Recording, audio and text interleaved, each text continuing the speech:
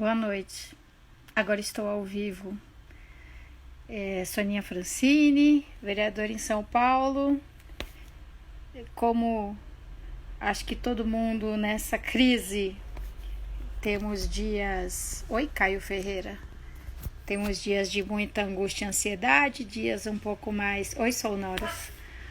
Dias de angústia e ansiedade, dias mais de depressão, dias em que... Oi, Débora Malheiros. Oi, Paulinha.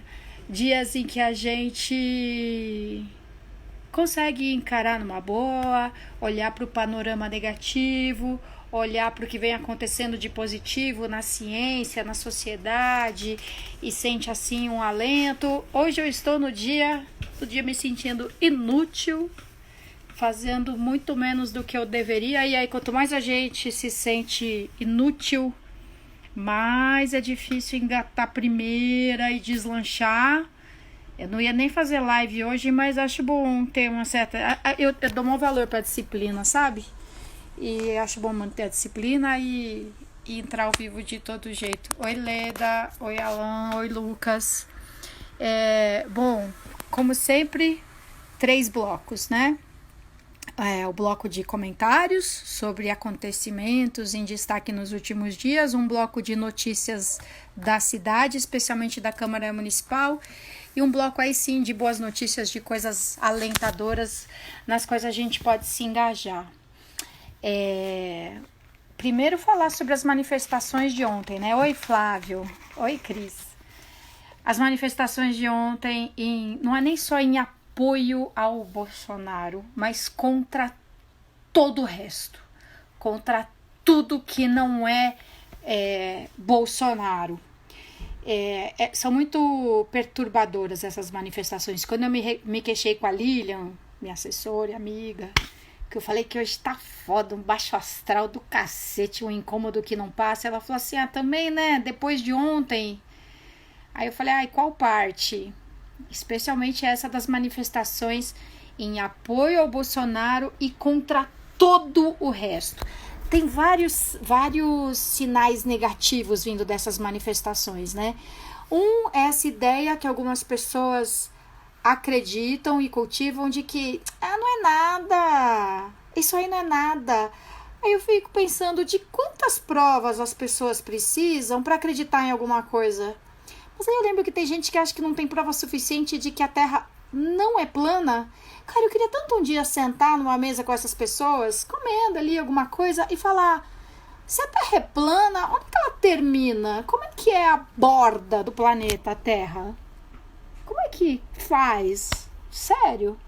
Então tem gente, e com certeza não são só terraplanistas, porque os terraplanistas, felizmente, não são tão numerosos, mas tem gente que continua achando que não é nada, que é um exagero. Quer dizer, o mundo inteiro parado, o mundo inteiro sofrendo, o mundo inteiro não dando conta de atender os doentes, sepultar os mortos, e não é nada. Olha, eu conheço assim, se não diretamente, com 2 graus só de separação. Agora, nesse instante, eu conheço pelo menos 3 pessoas que estão na UTI. Normalmente quando você recebe uma notícia assim, e não é um pós-operatório nem nada, quando fala assim, fulano tá na UTI, cara, isso é uma notícia muito fora do comum, não é uma coisa que acontece na vida da gente assim toda hora. Pois hoje eu conheço 3 pessoas que estão na UTI e conheço 3 pessoas falecidas por culpa da doença. O maestro Martinho Lutero, o Marcão, que trabalhou na MTV, o Ronaldo, que me mostrou uma postagem do Batista, que também trabalhava com a gente na MTV, era professor na São Judas, e eu fiquei sabendo que o Marcão morreu pela postagem do Batista. Obrigada, Débora. E a Débora tá falando que eu trago explicações sobre o cotidiano. Adoro explicações. Eu sou a doutora explicadora, explicadinha. Então, assim, eu pessoalmente, eu conheço 3 pessoas que morreram de Covid nos últimos 15 dias, no máximo 20. Eu conheço 3 pessoas que estão agora numa unidade de terapia intensiva E assim, eu acho que não tem ninguém que esteja muito diferente de mim. A gente conhece. A tia da Lilian morreu em decorrência de Covid. E o Marcão nem te viu, o maestro Martinho Lutero. Que eu esteja lembrando agora. Porque possivelmente já tem mais gente que eu conheço, que eu fiquei sabendo. Ah, a amiga da Vera. Vera, nossa assessora, nossa, né, articuladora de hortas comunitárias. O tio da amiga da Vera, que era chefe no restaurante. Quer dizer assim, em 15 dias eu conheço 4 pessoas que morreram da mesma doença e outras que estão. Não tô nem falando das que estão em casa se cuidando. Eu tô falando só de quem precisou de um hospital e de uma unidade de terapia intensiva. A gente lida o tempo todo com a realidade de não ter vaga na saúde pública e também na saúde privada. Quantas pessoas pagam um convênio e naquela hora que precisam falar assim, porra, tá aparecendo SUS isso aqui?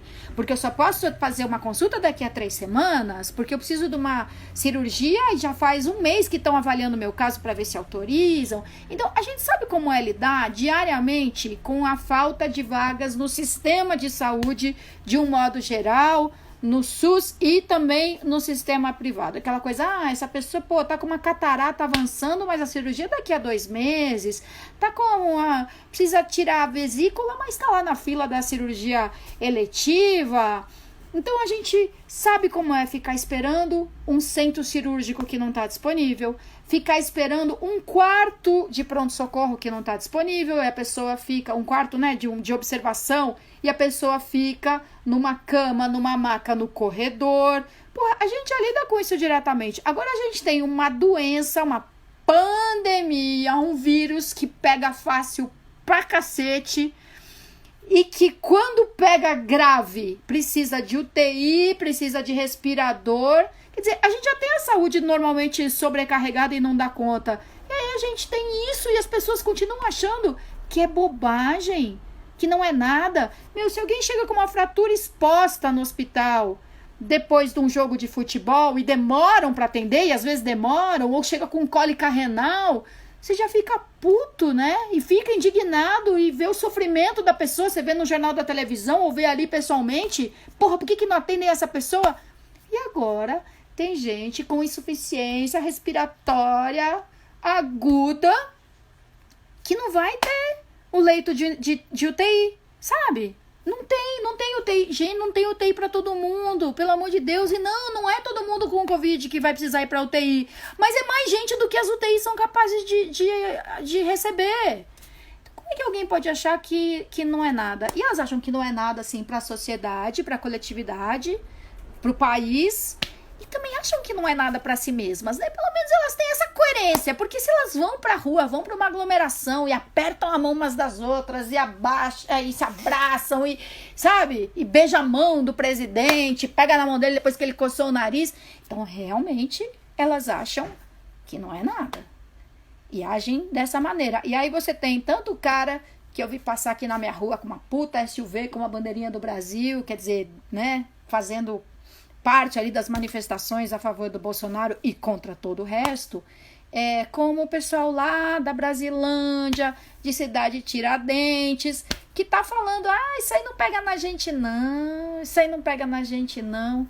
Então, para ver que assim como várias outras coisas, assim como o próprio vírus, a teimosia, a ignorância, a arrogância, a prepotência, a cegueira intencional, tudo isso também não faz distinção entre classe social. O vírus pega em rico, pega em pobre, e na hora que precisar de UTI não tiver, pode ser o pobre que acha que tem uma super resistência, ou pode ser o rico que acha que tem uma super influência. Se não tiver uma porra de um leito de UTI, não adianta improvisar uma maca no corredor, não adianta ter um super quarto luxuoso num hospital. Se não tiver um leito de UTI para quem estiver precisando de um respirador, pode ser o quarto particular mais luxuoso do Einstein, pode ser a maca no corredor do Vila Penteado, não vai ter o cuidado que precisa, o oxigênio. Tem alguém me ligando.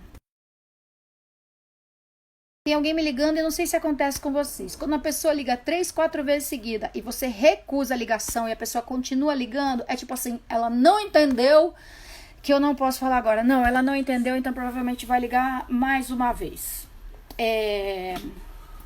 Bom, continuando, sobre as pessoas que acham que não é nada no país e no mundo, as pessoas que acham que não é nada e que não vai pegar. Me tocou de novo. Assim que tocou eu, pá, recusei. Mas a pessoa minha muito conhecida, muito próxima, não percebeu que eu não posso falar agora. Vou tentar mandar um zap aqui para ela com a mão esquerda no notebook, enquanto eu faço a live com a mão direita. E ainda por cima essas pessoas se reuniram e elas estão assim, não é nada assim tão grave, nem pro mundo, nem pra mim, não vou pegar. E elas não se reuniram para celebrar alguma coisa positiva e bacana. Elas se reuniram para pedir a ditadura. É inacreditável que as pessoas vão a público se reunir para pedir a ditadura. Sendo que se houvesse uma ditadura, elas não poderiam sair para a rua para pedir nada. Quando tem ditadura, como a que a gente viveu no Brasil e vários outros países viveram, é o pensamento único. E o pensamento único é aquele determinado pelo governo. Então, claro, elas vão pensar assim, não, mas a gente está aqui a favor do governo. Tá a favor do governo federal, mas se elas quiserem protestar contra o governo estadual, por exemplo, numa ditadura, não poderiam, né? Porque foram para Paulista dizer que o Dória é isso, é aquilo. Porque, assim, numa ditadura, as pessoas não podem se manifestar, não, em geral, não podem votar em quem elas quiserem, até porque o número de candidatos é restrito pelo governo. Na nossa ditadura aqui, você só podia ter 2 partidos, o do governo e um outro que reunisse todo mundo, era Arena e MDB. Então, é muito louco que as pessoas usam um direito que só existe na democracia, que é para pedir ditadura, para pedir o AI-5. E assim, é fácil odiar os políticos, é fácil odiar o Congresso, é fácil odiar o Supremo. Mas se a gente achar que a gente consegue tirar do mundo tudo de que a gente não gosta, então é guerra, entendeu?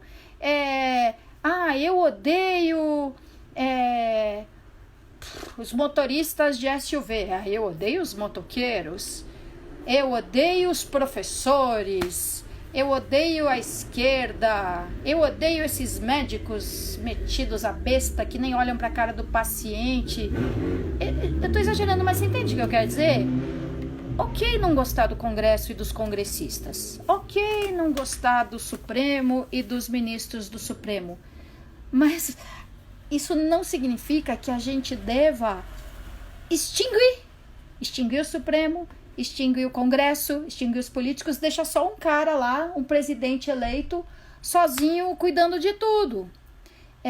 As pessoas não entendem que é bom ter alternância no poder, porque nem sempre vai ser o presidente que você gosta que tá lá, nem sempre você vai concordar com o governo, mas isso precisa ser dito para todo mundo também, porque muita gente de esquerda, né, do campo com que eu me identifico, também, se pudesse, eliminava a direita do mundo, proibia os neoliberais de disputar a eleição e não reconheceriam o resultado de uma eleição em que um neoliberal ganhou. Então, não gostar do que é diferente, do que se opõe a nós, também é uma coisa meio democrática, assim. É difícil você ser democrata para valer e tolerar a convivência com quem pensa o contrário completo do que você pensa. Até o Bolsonaro hoje estava nervoso pra caramba. Ele falou, é democracia, é o direito de expressão. Bom, no nosso país, o direito de expressão não é absoluto, não é intocável. Você não pode pôr racismo, você não pode fazer uma ofensa racista, que isso é crime. Apologia ao crime também é uma prática criminosa.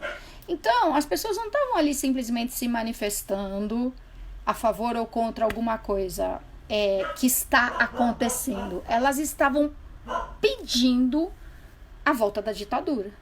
Elas estavam pedindo o AI-5. O AI-5 foi um ato institucional baixado em plena ditadura, que foi numa segunda fase da ditadura, quando a ditadura, que já era ruim, piorou. E, tipo, fechou o Congresso, acabou. Meu, os congressistas foram eleitos. Você pode achar uma merda, mas eles foram eleitos. Eles estão ali representando 50 mil, 150 mil, 300 mil pessoas que indicaram que eram eles, que elas queriam estar lá. Inclusive muitos eleitos pelos bolsonaristas. Muitos. Aliás, quando o Bolsonaro se elegeu, muita gente falou assim, puta, ele vai nadar de braçada, porque só o PSL elegeu não sei quantos. A base de apoio dele até parece, né? Aquilo é um balaio difícil de se articular, né, de se relacionar de uma maneira saudável. Então, sim, quando as pessoas acham, puta, que merda, o presidente quer fazer as coisas e o Congresso não deixa, então, meu amigo, quando era o Lula ou a Dilma, que também queriam fazer alguma coisa e o Congresso não deixava, vocês achavam legal, né? Então, o Congresso pode ter 1 milhão de defeitos, e é claro que tem. Pode ter centenas de parlamentares que, na minha opinião, não deviam estar ali, não são qualificados para isso, não tem currículo para isso, não tem honestidade para isso. Mas o jogo é assim, a gente não é como querer escolher a sociedade que você vive. Não, eu vou eliminar esse aqui, esse aqui, esse aqui, esse aqui, esse aqui. A política, a democracia representativa tem lá uma representação da sociedade. As coisas que eu não gosto na sociedade, as coisas eu não gosto no Congresso, mas eu eliminar o Congresso não vai melhorar a sociedade. Pelo contrário, é bom que as pessoas se coloquem ali, debatam muito entre elas, e a gente tem que procurar melhorar, aprimorar o nosso Congresso. Claro que sim. De que maneira? Por exemplo, com menos partidos políticos. Como é que você consegue costurar e construir uma relação honesta e sólida com o Congresso quando você tem que negociar com 31 líderes partidários diferentes? Um representa 5, outro representa 10, outro representa 50. Eu sou a Constituição. A frase... eu não tinha visto essa frase, Irina. Ele disse... Ele, no caso, o Bolsonaro, disse... Eu sou a Constituição? Nossa Senhora, ninguém é a Constituição. Ninguém, nem 100 mil pessoas podem levantar a mão e dizer, eu sou a Constituição e nós, 100 mil, vamos impor aos outros 200 milhões o que nós, 100 mil, achamos. Não, a Constituição é uma... Não é o presidente, nem é o presidente do Supremo, nem são os 513 deputados, nem são os 81 senadores. Ninguém é a Constituição. Nem os 81, nem os 513, nem... A Constituição é justamente o que não é ninguém, porque é a base construída por muita gente para todos nós. A Viridiana está dizendo sim, que ele disse isso, a Irina também confirma. A Lilian está dizendo assim, vai ver que ele quis dizer que ele respeita a Constituição, mas daquele jeito imbecil dele. Hoje eu vi, né, ele super indignado. Imagina, eu respeito a democracia. Imagina, as pessoas que estão pedindo a ditadura estão erradas. Eu respeito a democracia. Mas, cara, ele fez questão ontem de, diante daquelas pessoas, né, empunhando as faixas para fechar o Congresso e o Supremo, dizer, eu confio em vocês, eu tô aqui com vocês, eu tô aqui do seu lado. Cara, isso é mais do que conviver com a liberdade de expressão. Isso é endossar opiniões claramente, francamente contrárias às instituições brasileiras, ao nosso regime democrático e a tal da Constituição. Então, é um pouco o jogo do Bolsonaro, de um dia ele fala uma coisa, no dia seguinte ele desdiz, depois ele fala aquela primeira de novo, depois ele desdiz outra vez. É um pouco a cara dele também chamar atenção, mudar de assunto. Você vê, quantos dias faz que a gente não fala no Ministério da Saúde? que a gente não fala na saída do Mandetta e na chegada do Tait, que a gente não repercute aquele vídeo dele, que ele fala, se não tem dinheiro para todo mundo, você vai usar o dinheiro para salvar quem? O adolescente ou o idoso? O dinheiro é limitado. Então, é chocante o que ele faz, sem contar que uma parte do que ele faz é para chocar mesmo. É para deixar todo mundo indignado, batendo cabeça, correndo para um lado, para o outro, tweetando, facebookando. Também para a gente não falar das coisas concretas, das barbaridades, dos problemas do dia a dia. E para completar, esse tipo de atitude de falar que o Congresso, tem que fechar o Congresso, ninguém presta, o Congresso só atrapalha o presidente, o Supremo é uma merda, tem que fechar, é o tipo de coisa que apoiadores do Bolsonaro abominam quando é o Hugo Chávez. Abominam quando é alguém de esquerda. E eu também abomino, sempre, esquerda ou direita. Estava lendo uma notícia velha esses dias, o Hugo Chávez teve uma ideia brilhante. Ele aumentou o número de ministros lá da Suprema Corte da Venezuela, porque aí ele nomeava os que ele queria e pronto, ele conseguia a maioria na corte. Então esse tipo de medida de falar assim, não, o presidente é quem manda e acabou. Não tem que ter Supremo, não tem que ter Congresso. O presidente foi eleito, é ele que manda, é nele que eu confio. É o tipo de coisa que bolsonaristas abominam em regimes tipo a ditadura bolivariana do Hugo Chávez, perfeitamente sucedida pelo Nicolás Maduro. Ainda para falar não é nada. Olha, de ontem para hoje, o registro de mortes foi de 113. Vocês lembram quando caiu um avião da TAM, 90 segundos depois de decolar do aeroporto de Congonhas, 1999? Morreram 99 pessoas. A gente ficou um mês revendo as cenas do avião e pasmo com aquilo, horrorizado com aquilo. De ontem para hoje foram 113 mortes de Covid, mais do que aquele avião. Em 2007 também teve um acidente medonho com o avião da TAM na cabeceira do aeroporto de Congonhas. Acho que morreram 170 pessoas naquele acidente. A barragem da Vale, em Brumadinho, matou 283 pessoas ou coisa parecida. É basicamente o número de mortos todo dia com Covid no Brasil, que ainda está em reta ascendente. Tipo, nos últimos 7 dias, só nos últimos 7, morreram 1.043 pessoas. Nos 7 dias anteriores, morreu menos gente. No total, registradas, já foram 2.575 mortes por Covid-19. Então, sabe a barragem de Brumadinho? 10 barragens. Aquele número de mortos de Brumadinho, vezes 10, em 15 dias, e é por enquanto. Manaus, uma catástrofe. Fortaleza, uma tragédia. E, vocês viram que eu tô sem um braço aqui, né? E São Paulo, Rio, Belo Horizonte, todas assim, correndo para não faltar sistema de saúde para atender todo mundo que tenha o caso grave. Bom, dando sequência aqui às minhas lamúrias depressivas. Ai, obrigada, Guga Prieto. Me admira muito, eu tô precisando do ânimo. O Alan Orestes pergunta o que eu acho sobre um possível impeachment. Cara, acho que a gente tem que pensar seriamente nisso depois da quarentena. Infelizmente, tratar disso agora, em plena quarentena, Você lembra como que é quando a gente discute o impeachment? Eu vivi 2, o do Collor e o da Dilma. Só se fala nisso.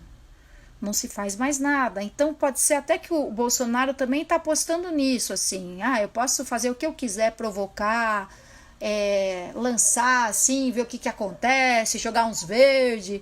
Porque agora enquanto está todo mundo enlouquecido com a pandemia, ninguém vai discutir seriamente o meu impeachment. E eu acho também, cara, não tem que discutir impeachment agora, tem que discutir um porrilhão de outras coisas. Tem que discutir como é que faz para pagar auxílio emergencial para todo mundo.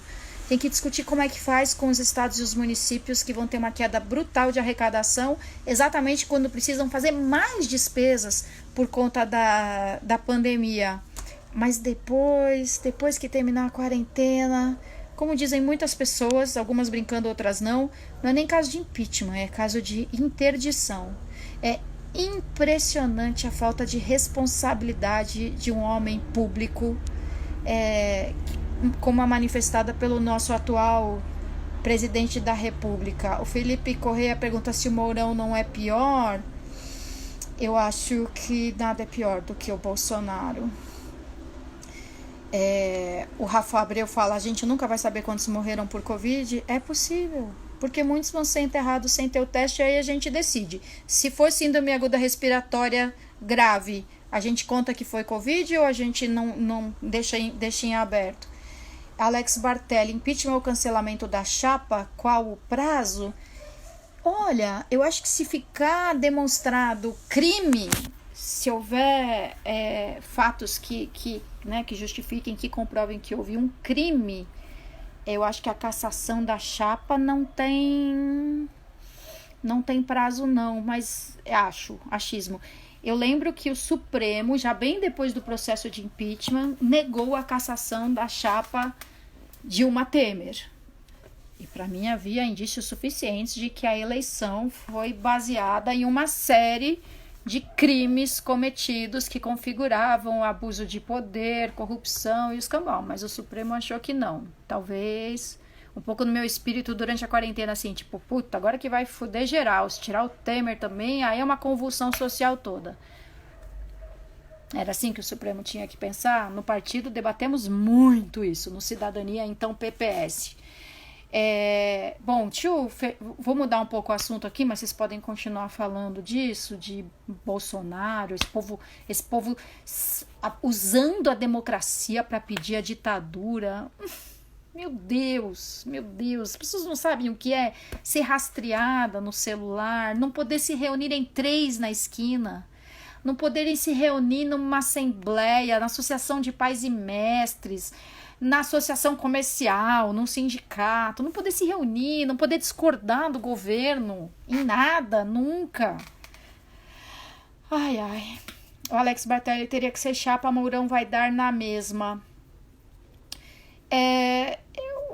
Assim, no mínimo, o Mourão, não vão achar que eu gosto do Mourão, por favor, mas no mínimo o Mourão é mais instruído, é mais esclarecido. Tanto é que atribuem a uma influência dos militares a demora na demissão do Mandetta. Tipo, se não fossem os militares falassem, segura a onda aí, o Bolsonaro já tinha mandado o Mandetta embora há mais tempo. O Messias incomoda demais nas suas falas, é pior do que incomodar. Ele causa um mal social, uma convulsão, um mal-estar. Ele causa uma irresponsabilidade e uma aversão e um ódio que não é só incômodo. Muita gente me incomoda, como fala, mas o Bolsonaro é muito pior do que o incômodo. As pessoas não sabem o que é AI-5. Não sabem. O Flávio de Moura fala, não vejo muita movimentação do presidente da Câmara, o que ele está fazendo de concreto?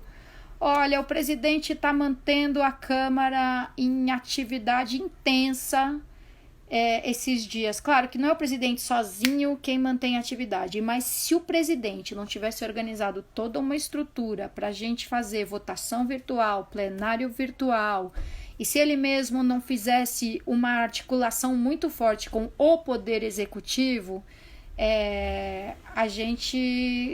eu, por exemplo, estaria bem mais frustrada com a minha impotência. Assim, a Câmara continua trabalhando, discutindo, analisando, e entre outras coisas, a gente disponibilizou, essa palavra é meio ruim, né? Mas a gente transferiu 38 milhões de reais de recursos que eram de um fundo de despesas da Câmara Municipal, quer dizer, o Executivo não ia ter aquele dinheiro à sua disposição, E a gente passou 38 milhões de reais para o executivo.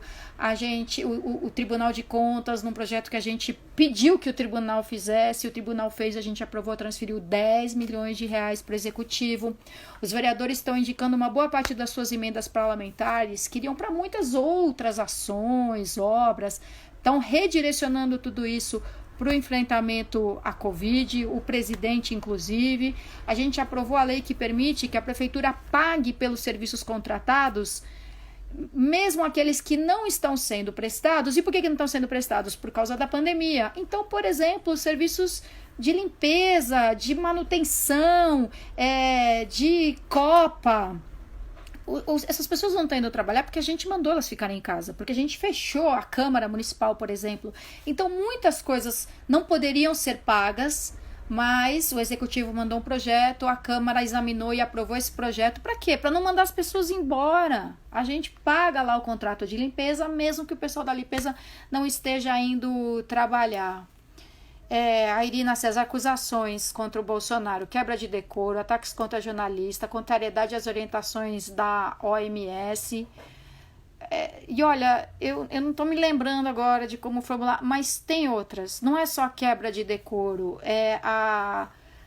até o Cidadania e um deputado do PT solicitaram, né, entraram com uma ação solicitando que se julgasse o presidente à luz de um artigo lá da Constituição que diz que uma das razões para um presidente ser destituído do cargo é ele colocar as pessoas em risco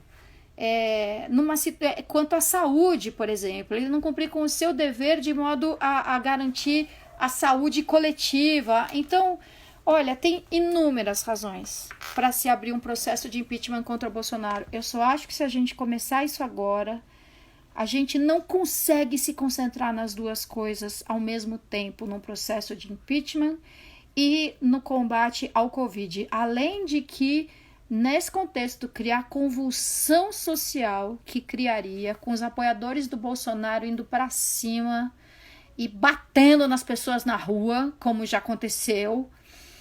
Meu Deus do céu, ia ser muito assustador, muito assustador. Então, sim, eu sou a favor. Se a Câmara pode interditar agora, então eu acho que interdição é um processo judicial e não político. Eu acho que teria que ser debatido no Supremo. E eu acho que tem motivos. E eu acho que tem, assim, demonstrar a conduta completamente desconectada da realidade. Absurdo. Bom, eu vou parar um pouco de falar no Bolsonaro para reclamar de outro. Hoje eu vi mais um abaixo-assinado, pedindo para os políticos cortarem os seus salários. Compreendo. Mas esse em especial me deixou arrasada. Quem fez um vídeo, um abaixo-assinado, pedindo assim, que absurdo os políticos não abaixarem seus próprios salários, foi o pré-candidato do Novo à Prefeitura de São Paulo, o Felipe Sabará. Hoje eu já não estou muito boa mesmo, com quem eu tive o desprazer de trabalhar na Secretaria Municipal de Assistência Social. O Felipe Sabará é multimilionário. Aí o camarada fala que é uma vergonha os políticos não abaixarem o seu próprio salário. É presumir que político nenhum precisa de salário. Eu preciso de salário. Eu ganho bem, cara, eu ganho bem. Para os padrões da absoluta maioria da população brasileira, eu ganho bem. Para os padrões de uma boa parte do serviço público, eu ganho bem. A gente tem um salário bruto de R$18.000, dos quais 4.000 são retidos para o imposto de renda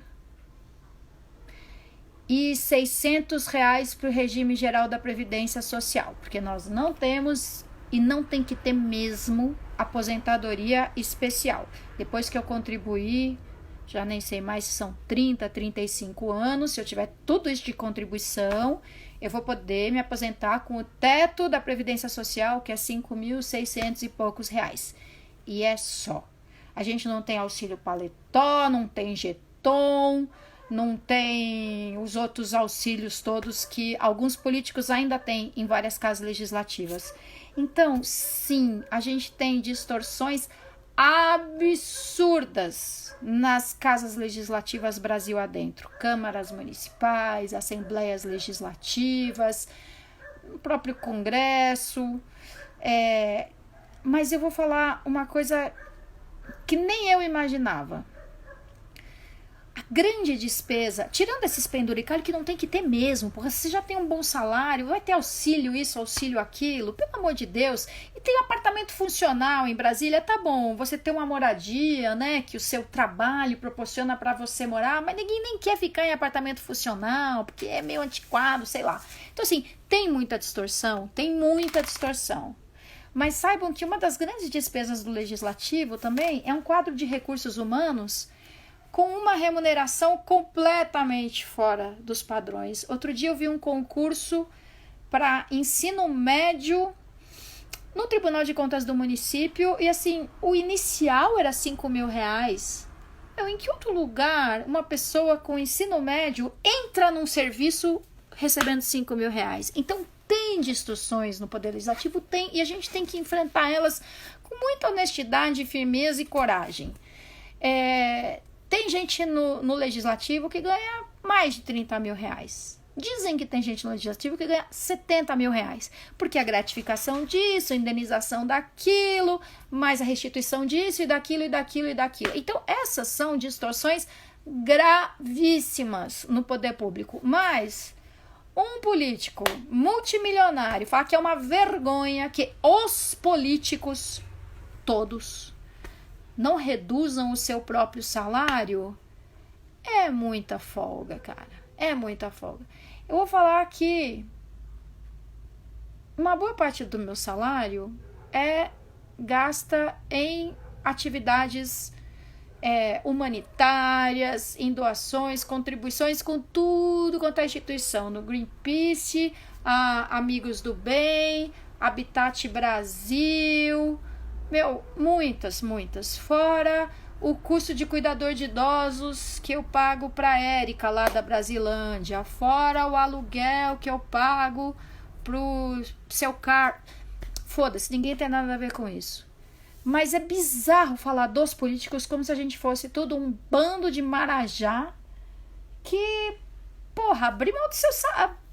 Não é nem assim...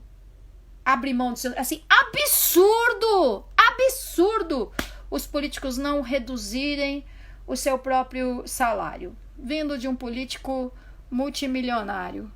Ai, chega de coisa ruim. Como é organizar um impeachment por Bolsonaro, alguém tem que dar entrada num pedido. Eu acho até que já deram entrada em algum pedido de impeachment. Aí a admissibilidade do pedido vai ser avaliada. Lembra no caso do impeachment da Dilma? Tinha uns 40 pedidos lá e eles foram não sendo admitidos, até que uma hora o Eduardo, como é que era o nome do presidente? O Eduardo Cunha, aí ficou meio puto com o governo lá e falou assim, não, tá bom, esse eu admito. Aí deu início o processo de análise que termina em votação plenária, mas é um longo processo. Aí, Irina, obrigada. Se cortar o salário dos políticos, só os ricos vão fazer política. Simples assim. Qualquer profissão tem que ser remunerada, isso aí é populismo. Então, aí alguns vão dizer, política não é profissão, mas é uma ocupação em tempo integral.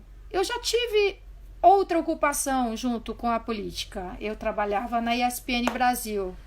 Eu tive que escolher uma das duas. Não dava para fazer as duas coisas direito. E entre uma e outra, eu saí da ESPN Brasil, porque política para mim era muito mais importante. Então, assim, para você ter dedicação integral, você tem que ser remunerado.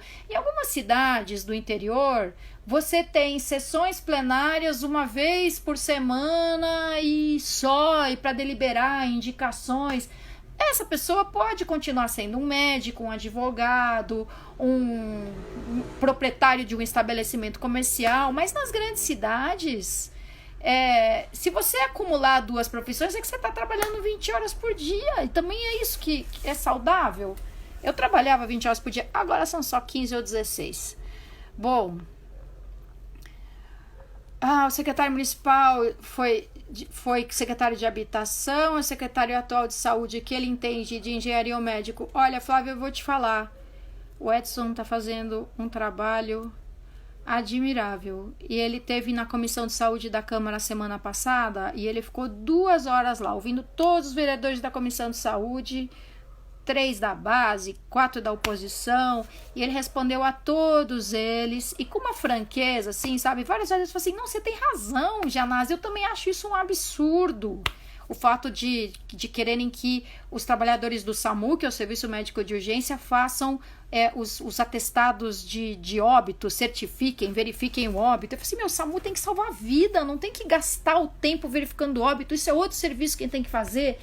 Então, ele vem fazendo um trabalho muito bom. Assim, o que ele não consegue fazer, eu te asseguro, não é por falta de empenho e nem de capacidade dele. Você não consegue comprar a porra das máscaras em quantidade suficiente, ou não consegue comprar da China e elas chegarem aqui a tempo.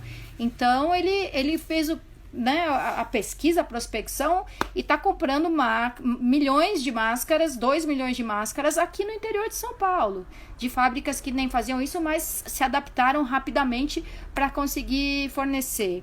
Então, assim, ele entende de sistema de saúde o suficiente. Eu nem lembro qual que é a formação do Edson Aparecido, mas para você ser secretário de saúde, você não precisa ser médico. Você precisa entender de sistema de saúde. Você precisa ser capaz de liderar uma boa equipe. Oi, Roberto Freire, feliz aniversário! Nem deu tempo de eu escrever nada. Denise Boleta, imagina o que ganha um professor da rede estadual. Ganha menos do que deveria ganhar em quase todos os casos, principalmente o começo de carreira. Depois de 20 anos na carreira, 30, até que as coisas começam a melhorar. No município, principalmente. A condição do município é bem melhor que a do estado, inclusive uns anos atrás, com uma participação bastante importante do Cláudio Fonseca, que é outro vereador de cidadania, que é presidente de um sindicato de professores da rede municipal. O salário dos professores da rede deu saltos bem maiores do que as outras categorias. Então, eu acho que o professor tinha que ganhar todo mundo muito bem, e mais ainda, tinha que poder ter a dedicação exclusiva, coisa que só um bom salário garante, né? Para o cara não ter que dar aula em tudo quanto é lugar, no estado, no município. Mas o inicial, e no estado principalmente, o inicial é muito pouco convidativo, para dizer o mínimo. Obrigada, Composta Barão. Obrigada, Débora. O povo tá tentando me jogar pra cima aqui. Pedido de impeachment já tá com Maia. Quem entrou foi o deputado Leandro Graz, da Rede. Bacana, vamos acompanhar. O que eu acho do Cidadania, rapaz, eu gosto muito do meu partido. Se eu não gostar do meu partido, um dia eu saio dele. É um partido que leva a política muito a sério, sabe? Que vive se colocando como partido em situações desfavoráveis, porque vai contra a corrente, porque vai contra a maré. Todo mundo tá achando tudo lindo, maravilhoso. Tipo, o começo do governo Lula. Nossa, que arraso! E aí o PPS na época fala assim, não, mas não foi nada disso que prometeu na campanha. Não, prometeu uma mudança importante nos rumos da política, que de ficar tão agarrada nessa coisa ortodoxa, não está promovendo a inclusão como deveria, e prometeu que ia fazer alianças políticas de outro tipo, e está fazendo a mesma porcaria de aliança que se fazia antes. Então, assim, o governo Lula sim, e o PPS não foi para isso que a gente apoiou o Lula no segundo turno. Fora, estamos saindo.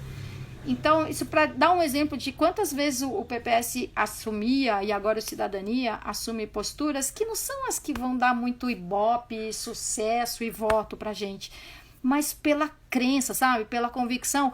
O próprio fato de eu ter disputado a prefeitura em 2008 e 2012 pelo então PPS. Cara, era muito mais confortável pro PPS, vamos dizer, me indicar como vice numa chapa do PSDB, do Democratas, mas falou assim, não, a gente quer apresentar nossas propostas mesmo. Então é um partido que discute tanto, discute entre si, discute a sério, como é que a gente vai se posicionar, o que é o melhor agora, não para o nosso prestígio na sociedade, mas diante dos fatos, no curto, no médio e no longo prazo, sempre olhando lá para frente, assim, sempre vendo no que isso vai dar, sabe? No que vai dar essa política econômica de dar IPI zero para quem comprar carro zero. No que isso vai dar?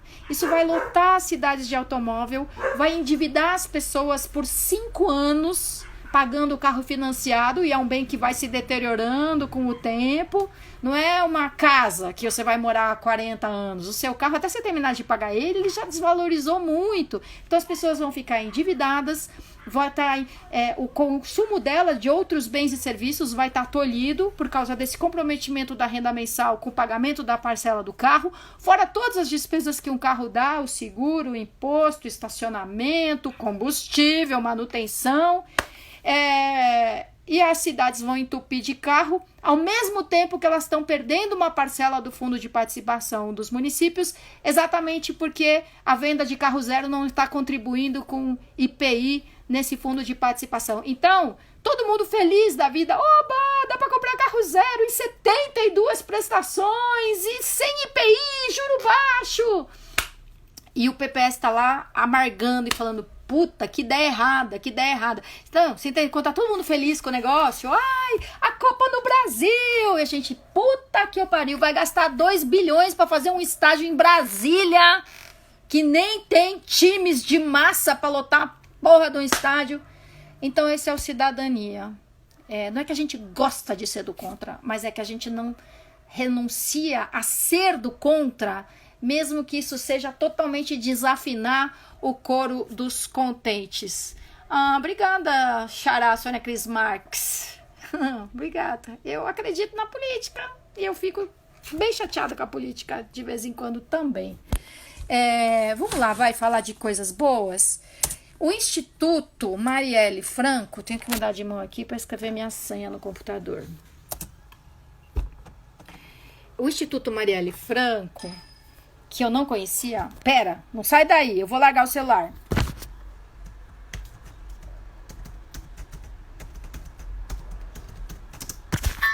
É que eu precisava dar Ctrl Alt Del para destravar. E eu não sei fazer isso com uma mão só. Instituto, cadê ele? Instituto Marielle Franco. Aqui, olha, eu não sabia. Eu não conhecia o Instituto Marielle Franco. Até pensei que podia ser ligado ao PSOL, mas é um instituto criado pela família da Marielle Franco, uma instituição sem fins lucrativos, que criou aqui o Mapa Corona nas Periferias. Então, Instituto Marielle Franco, Marielle com 2 L's, .org, /Mapa Corona nas Periferias. Um mapa para dar, não sei se vai aparecer ao contrário, acho que vai. Um mapa para dar visibilidade às iniciativas de combate contra o coronavírus nas favelas e periferias do Brasil. Navegue pelo mapa, cadastre uma ação, compartilhe. Cara, eu adoro essas iniciativas que, além de serem solidárias, são agregadoras. Porque aí uma fortalece a outra, né? Você entra aqui no mapa e descobre alguma coisa que precisa da sua ajuda e que você nem sabia que você tem como ajudar. Eu lembro muitos anos atrás, quando eu ainda falava assim, esse negócio de internet aí, não sei não, acho que o pessoal tá exagerando até onde isso vai dar. Anos 90, né? Século passado. E aí eu lembro que eu vi um artigo da Maria Ercília, acho que era esse o nome de uma jornalista da Folha de São Paulo, que ela falou assim, olha, sabe o que vai fazer total diferença na internet? Mecanismo de busca. Porque essa profusão de coisas, de conteúdos, de endereços, de negócios, de páginas pessoais, mecanismo de busca. Porra, que visão, hein? Olha o que seria a internet sem o Google. Sério mesmo. Aí a Paulinha tá compartilhando a notícia. Foi aí que eu vi essa notícia do mapa. Estava no site da CUT, sp.cut.org.br, mas dá para entrar direto no Instituto Marielle Franco, 2Ls.org. E aí de lá tem o mapa Corona nas periferias, muito legal. Por falar em iniciativas agregadoras, tem essa da cidade de São Paulo que é foda também. As pessoas é capaz delas pensarem, é da prefeitura e eu lá vou ajudar o governo. Na verdade, a prefeitura é só um grande agregador de ações voluntárias e ações solidárias. Então, esse é o aspecto, né, da página Cidade Solidária. Doe, colabore, acompanhe, informe-se. Então, tem duas ações básicas. Os postos de entrega de doações. Na verdade, vamos dizer que são 3 ações básicas. Postos de entrega de doações. Você vai lá no seu carro, se você tiver carro, ou se você pegar um aplicativo. Mas, enfim, o fato é que você pode ir de carro, pode ir a pé também, e entregar as suas doações em lugares de fácil acesso, tipo Tendal da Lapa, Centro Cultural São Paulo, Biblioteca Mário de Andrade, vários outros. Por que eu digo assim, você pode só passar no seu carro? Porque é uma das formas de você manter o distanciamento social. Se fosse uma coisa que só dá para ir de carro, seria uma coisa cretina, excludente, elitista. Mas não, a preocupação é que as pessoas entrem em contato umas com as outras o menos possível. Então aqui você pode levar uma doação num desses postos, são vários postos pela cidade. Agora, se você fez uma arrecadação aí no seu condomínio e você tem uma tonelada de mantimentos, você pode entrar em contato que a prefeitura vai retirar a doação e você também pode fazer um depósito numa conta corrente dessa ação SP Cidade Solidária, spcidadesolidaria.org. Aí você fala assim, mas pô, eu vou depositar dinheiro numa conta da prefeitura? Olha as entidades parceiras da prefeitura nessa iniciativa, as entidades que vão fazer a governança disso tudo, que vão distribuir as doações. Puta, na França, 547 óbitos nas últimas 24 horas. 2 Brumadinhos inteiras, 24 horas. Deve ser coisa da Globo. Bom, olha as entidades parceiras. ABCD, Ação Brasileira de Combate às Desigualdades, Ação Educativa, Arquifuturo, Central de Movimentos Populares, Cruz Vermelha, Frente de Luta por Moradia, Fórum Brasileiro de Segurança Pública, Fundação Itaú para Educação e Cultura, Fundação Tidsetuba, o Instituto Acaiá, Instituto Alana, Urbem, Instituto dos Arquitetos, Igarapé, Polis, Movimento Sem Teto do Centro, Movimento Terra de Deus, Terra de Todos, Rede de Conhecimento Social, União de Núcleos e Associações de Moradores de Heliópolis, União dos Movimentos de Moradia e WRI Brasil. Cara, tem de um tudo aqui. Tem o que tem de movimentos ligados ao PT, por exemplo, e felizmente, milagres da pandemia, como diz a Lilian, cara, tá todo mundo junto. É uma iniciativa da Prefeitura de São Paulo. Prefeitura tem um político eleito por um determinado partido, mas nessa hora tá todo mundo junto. Movimento sem teto, movimento de moradia, que normalmente se coloca numa posição, né, de confronto até muito grande com o governo. Mas aqui não. Então, se você puder fazer uma doação, inclusive em dinheiro, nessa conta da SP Cidade Solidária, vai lá, que você não vai nem saber quem que você está ajudando, mas pode ter certeza que você vai estar ajudando gente que precisa. O J3D Madeira, essa aqui imprimiu algumas máscaras para doação, achei super massa. Depois eu vou abrir esse link do Insta, assim que terminar. E, finalmente, eu vi uma iniciativa muito legal aqui, mais uma das várias plataformas de vaquinha, que tá na plataforma benfeitoria.com, que é uma das plataformas de vaquinha virtual, /Hotéis Solidários. As 2 palavras inteiras, portanto, tem 2 S's ali no meio. Hotéis Solidários. Olha que demais. É um crowdfunding. Os gringos devem pirar se a gente explicar para eles que a gente aqui chama de vaquinha, né? É um crowdfunding. Nesse momento em que profissionais de saúde estão na linha de frente do combate ao coronavírus, colocando em risco sua própria saúde e eventualmente de seus familiares, foi criada a campanha Hotéis Solidários. O objetivo? Oferecer quartos de hotéis para os profissionais descansarem com conforto e segurança após os seus plantões, protegendo assim suas vidas e, consequentemente, a das suas famílias.